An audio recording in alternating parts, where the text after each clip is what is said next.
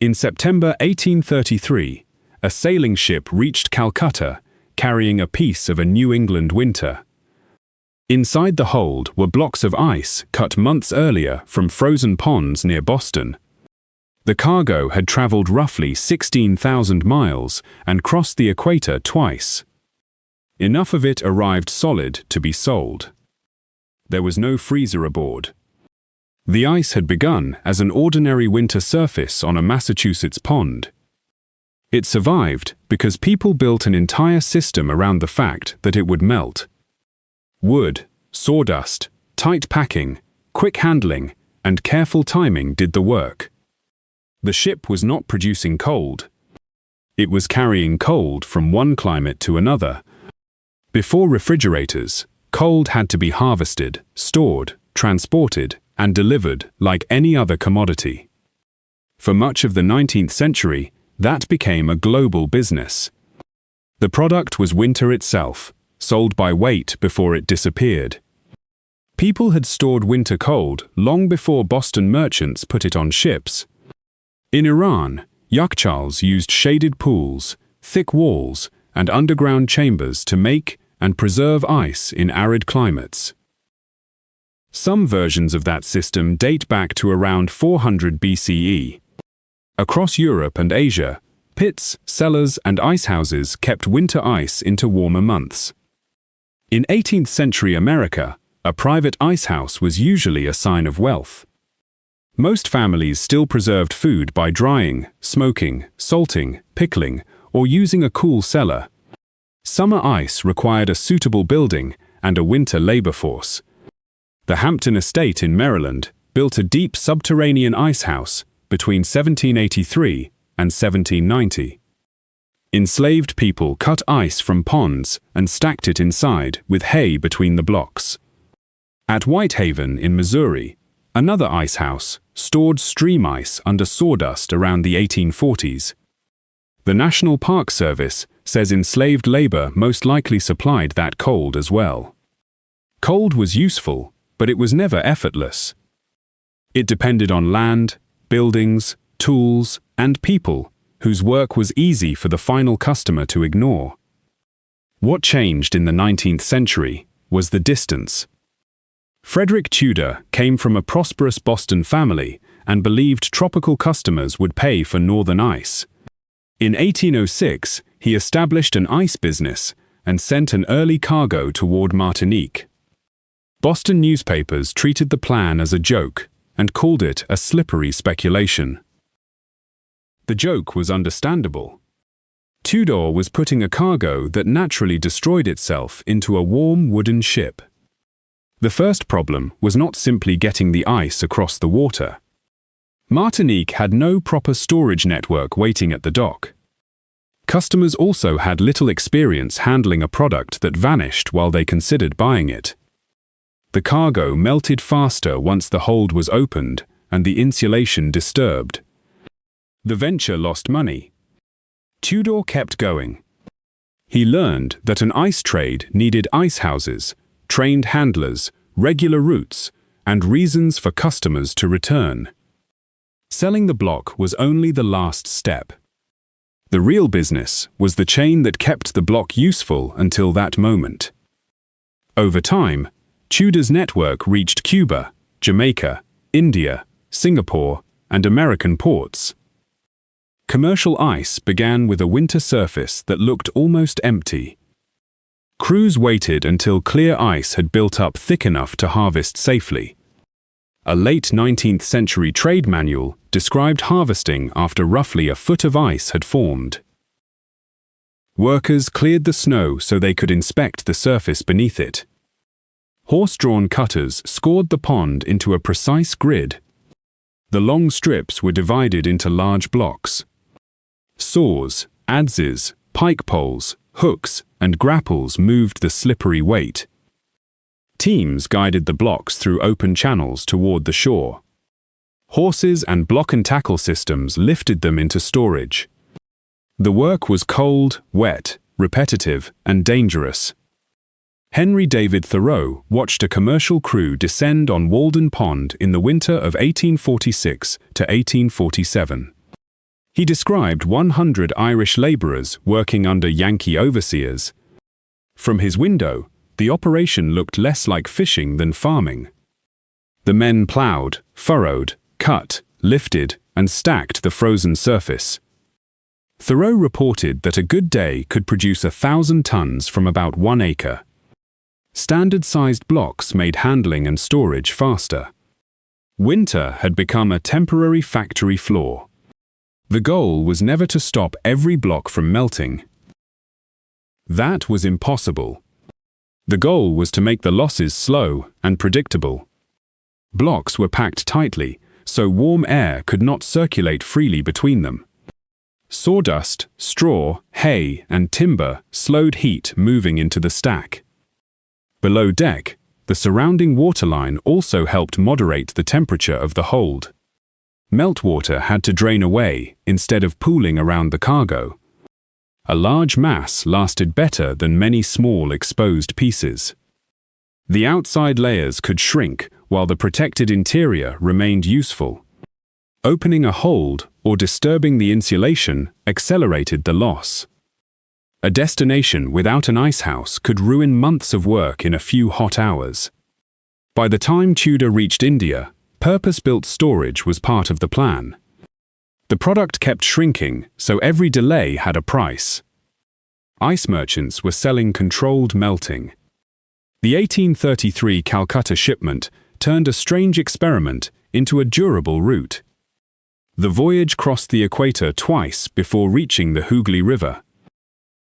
Imported ice received duty-free status from the East India Company. That policy reduced costs and treated cold as useful to colonial society. Calcutta built a dedicated icehouse in 1835. Madras followed in 1841 to 1842. Bombay added one in 1843. These were thick, windowless masonry buildings insulated to slow the heat. Inside, New England pond ice entered a second life as chilled drinks, frozen desserts, and food preservation. Hospitals also used ice to reduce fever, numb tissue, and support some procedures. Those uses made the cargo more than a party novelty. Access was still unequal. The main consumers were colonial institutions and people who could afford imported comfort. Indian laborers unloaded, stored, cut, and delivered the blocks after their ocean voyage. Colonial policy helped turn American winter into a protected commodity. The trade changed buildings, kitchens, hospital routines, and expectations about heat.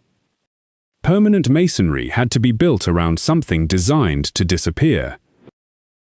Tudor's company records later listed icehouses in Calcutta, Madras, Bombay, Galway, Singapore, Jamaica, Havana, New Orleans, and Charleston. The most famous witness to this trade was living beside one of its raw materials. For 16 days, Thoreau watched the harvest from his cabin and walked among the crews. He described a stack estimated at 10,000 tons. Hay and boards covered much of it, and some remained until September 1848. The image is almost absurd, a pond being boxed up for export. Thoreau wrote that people in Charleston, New Orleans, Madras, Bombay, and Calcutta would drink at his well.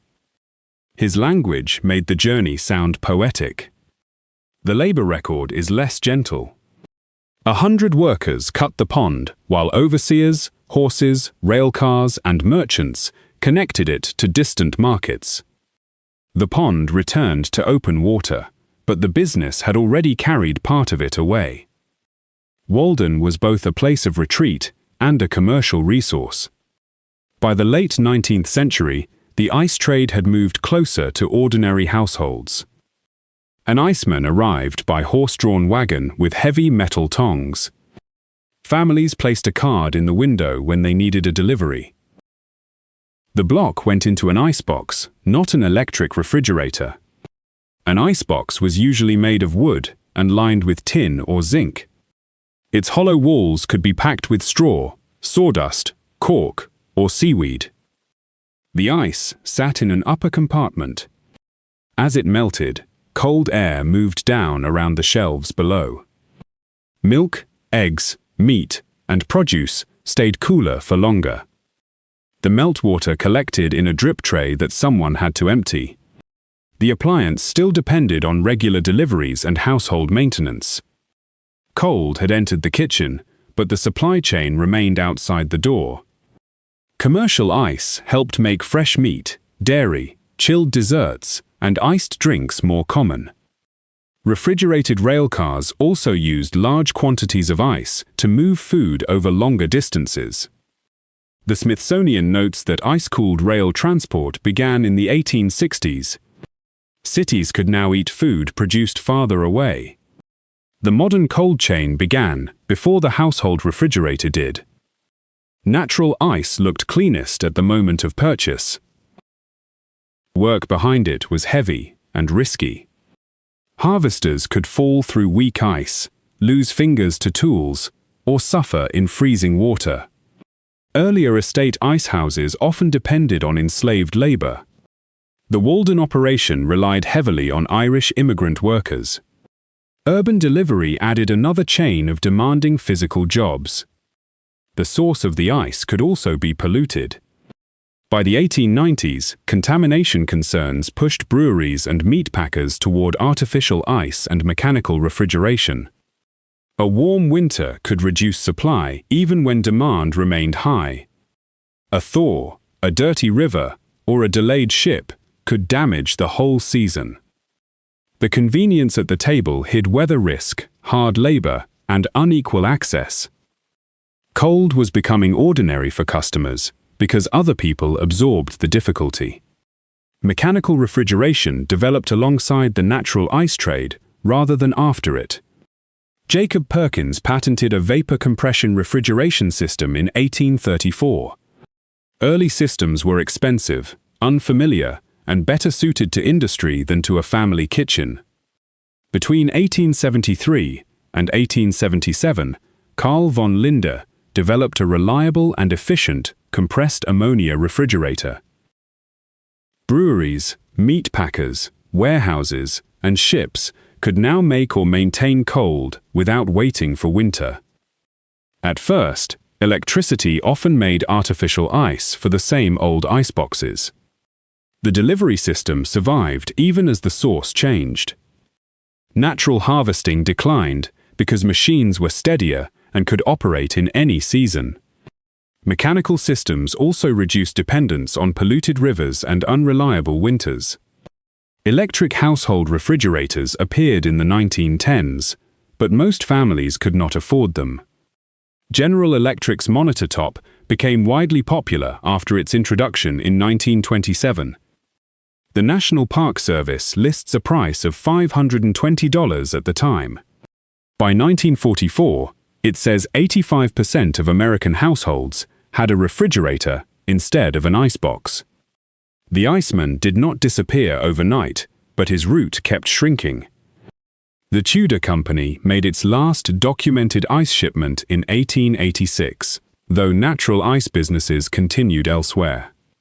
Machines changed the source of cold from a winter landscape to a compressor, a refrigerant, and an energy supply. The refrigerator in the kitchen was the final visible piece of a much longer industrial change. Opening a refrigerator now feels like a private household action.